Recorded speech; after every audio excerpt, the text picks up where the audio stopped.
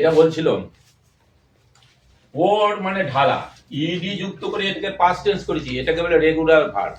যে ভার্বকে ED D যুক্ত করে করা হয় সেটা হচ্ছে রেগুলার ভার্ব, নিয়মিত। এটা নিয়ম ইয়েতে হচ্ছে, যেমন দেখুন এখানে এইটা কিন্তু নিয়মে নেই, ইডি নেই, এইটা ইডি নেই, আর এটা নিয়মে নেই, এটা নিয়মে নেই, এগুলো হচ্ছে ইররেগুলার ভার্ব। ড্রিঙ্ক মানে হচ্ছে পান করা, ড্র্যাঙ্ক পাস্ট টেন্স হয়ে গেছে, পাস্ট পার্সন কি হবে ড্রাঙ্ক। তা এখানে দেখো ইডি, এটা হচ্ছে রেগুলার ভার্ব, এটি ইডি রেগুলার ভার্ব। দেখো এগুলো হচ্ছে ইররেগুলার ভার্ব। এখন একে প্রশ্ন করি অবজেক্টটা কিভাবে বার করা যায়। প্যাসিভ ভয়েস করতে গেলে অবজেক্টটা সাবজেক্ট হবে এবং পাস্ট টেন্সে বি ভার্ব হবে, কর্তা অনুযায়ী ওয়াজ, বহুবচন হলে কর্তা ওয়ার প্যাসিভে। আর প্যাসিভ হলেই ভার্বটা, এই মূল ভার্বটা পাস্ট পার্টিসিপল ফর্মে বসবে।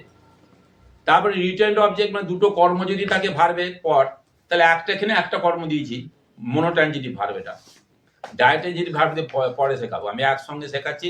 অ্যাক্টিভ প্লাস প্যাসিভ ভয়েসের নিয়ম, টেন্স এবং পার্টস অফ স্পিচ সহ, যাতে খুব তাড়াতাড়ি ছেলেরা শিখতে পারে।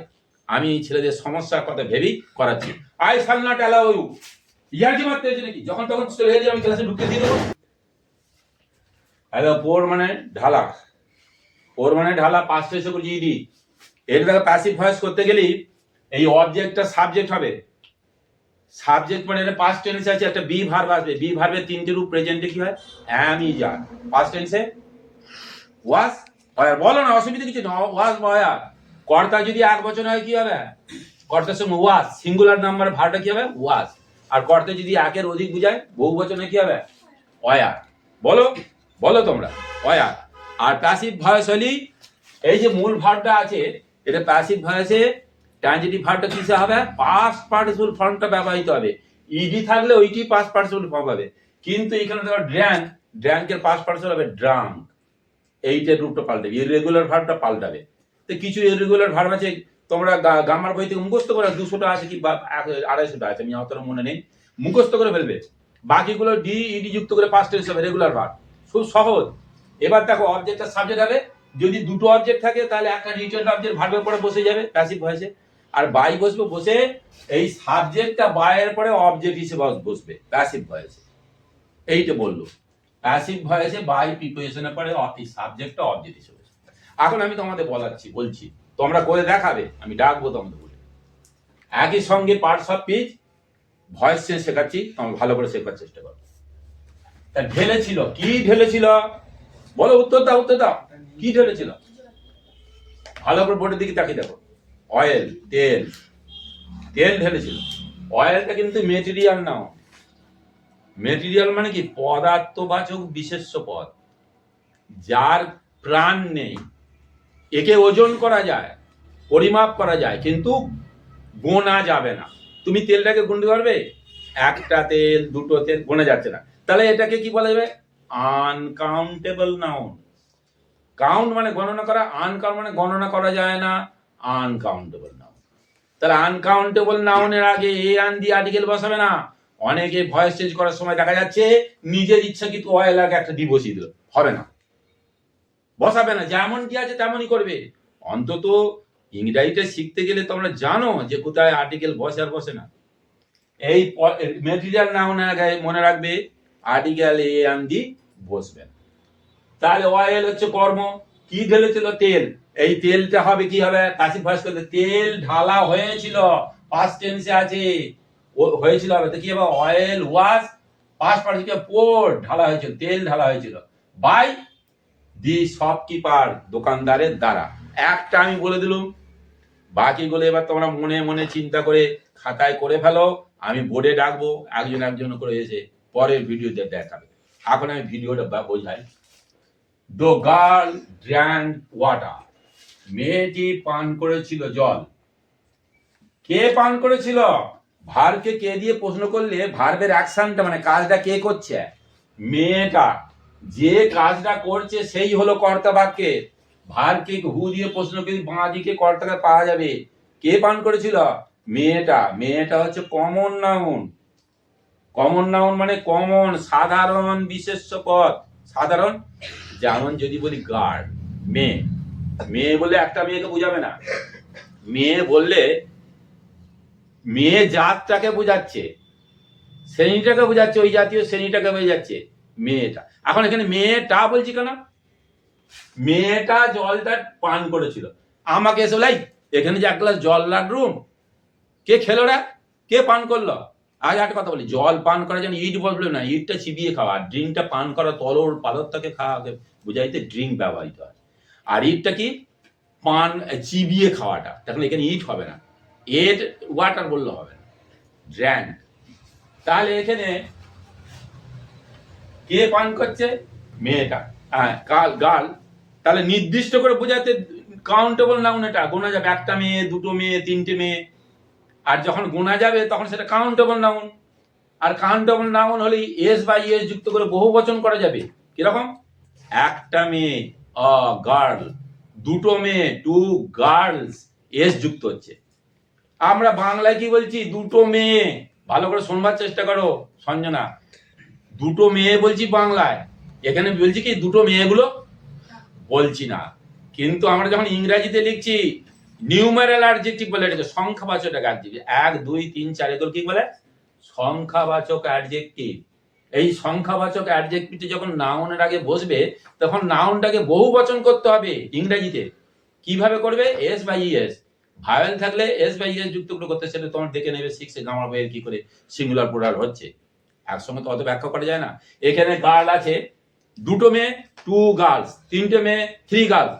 কিন্তু ইংরেজিতে যখন বলছি এস যুক্ত হচ্ছে, বাংলায় তিনটে মেয়েগুলো বলছি কি না। তাহলে এটা ভুল করবে না। অনেকে খাতায় লেখার সময় দেখছি থ্রি গার্ল লিখে বসে রইল, এস আর যুক্ত করবে। এটা মাথার মধ্যে ঢুকিয়ে নাও। যখন 1 এর পর 2 হবে তখনই কমন নাউনটাকে এস যুক্ত করে বহুবচন করা যাবে। আর তোমরা তেলটাকে গুনবার চেষ্টা করো নাউনটাকে, তাহলে আনকাউন্টেবল না নাউন, কাউন্টেবল নাউন বুঝতে পারবে। একটা তেল, এই একটা তেল কখনো হয় না কি রে? দুটো তেল, এই দুটো তেল কখনো হয় নাকি? হবে না। কিন্তু যখন বলে একটা মেয়ে, হ্যাঁ হয়, দুটো মেয়ে হয়, তিনটে মেয়ে হয়, তাহলে কাউন্টেবল নাউন, গোনা যাচ্ছে। তাহলে কাউন্টেবল নাউনের আগে আমরা কি শিখলুম? এ এন্ড দি ডিটারমিনার বলে, এই আর্টিকেলকে ডিটারমিনার বলে। এর আগে এ এন্ড দি আর্টিকেলটা বসে। এবার দেখো, পান করেছিল, কি পান করেছিল? উত্তর আসছে ডান দিকে, দেখো ওয়াটার। ওয়াটার মানে জল, জলটা material noun, uncountable noun.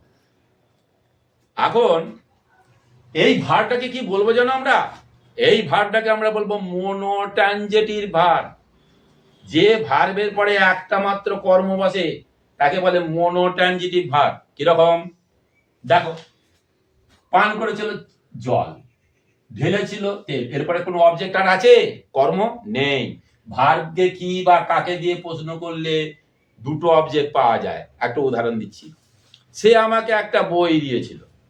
He gave me a বুক। সে কি দিয়েছিল? একটি বই, উত্তর পেলুম, একটা কর্ম। কাকে দিয়েছিল?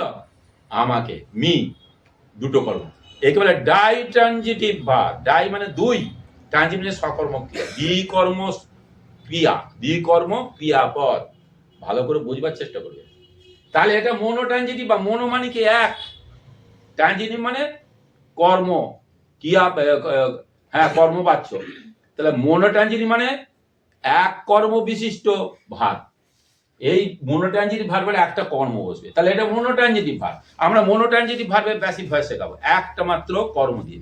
এরপরে ভিডিওতে ডাইট্রানজিটিভ ভার্ব দিয়ে দুটো কর্ম দিয়ে প্যাসিভ ভয়েস শেখাবো, একসঙ্গে টেন্স প্যাসিভ ভয়েস।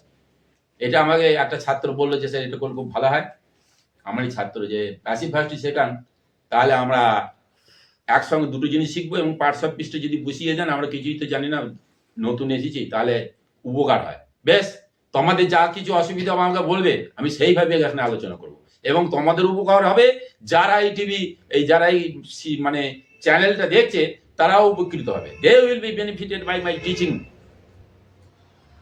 কিন্তু তোমাদের প্রতিনিয়ত ফলো করতে হবে। এবার সংক্ষিপ্ত বুঝিয়ে দিই। দি বিজ, মৌমাছিগুলি, কালেক্টেড সংগ্রহ করেছিল, কি সংগ্রহ করেছিল? হানি, মধু, আনকাউন্টেবল নাউন। দ্য লিজ, জোক, লিজ মানে জোক। শাক, চুষেছিল, শাক মানে চুষেছিল, কি চুষেছিল? ব্লাড, রক্ত, আনকাউন্টেবল নাউন।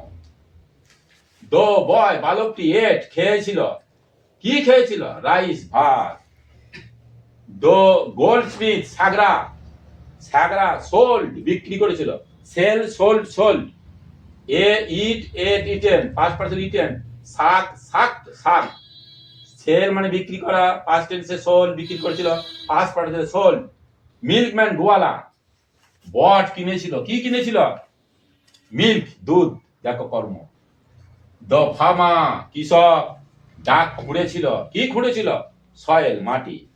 তাহলে এখানে সাবজেক্ট, এটা ভার্ব, এটা হচ্ছে কর্ম। মোনোট্রানজিটিভ ভার্ব এই ইডি যুক্ত করে যেগুলো হচ্ছে কি রেগুলার ভার্ব, যেগুলো ইডি যুক্ত নেই সেগুলো ইররেগুলার ভার্ব। ইররেগুলার ভার্বগুলো মুখস্থ করতে হবে। আমি তো ভার্বের আবার বলে দিচ্ছি। হ্যাঁ, eat ate eaten past person eaten, sell মানে বিক্রি করে, S E double L sell, past টেন্সে S O L D sold বিক্রি করেছিল, পাস্ট পার্সনে S O L D sold. Buy মানে কেনা, বি ইউ আই বাই মানে কেনা, B O U G H T bought মানে কিনেছিল, past person B O U G H T bought. Dig মানে খোঁড়া, ডি ইউ জি ডাক মানে খুঁড়েছিল, ডাক পাস্ট পার্সন ডাক। এটা তোমরা প্যাসিভ ভয়েস করো, আমি বোর্ডে ডাকবো, তোমরা একে একে প্যাসিভ ভয়েস করে নিয়ে দেখাবে। এইভাবে তোমরা প্রত্যেকে যারা এই ভিডিও দেখছো চ্যানেলে, তারা বাড়িতে এইভাবে প্র্যাকটিস করবে, প্যাসিভ ভয়েস করে ফেলবে, করে আমার সঙ্গে রিমার্ক করবে, মন্তব্য দিয়ে জানাবে তোমরা পাচ্ছ কিনা শিখতে। আমি অনুপ্রাণিত, I shall be inspired, I shall be encouraged by you all of you if you comment and share, subscribe my channel. Okay, ঠিক আছে, এই পর্যন্তই।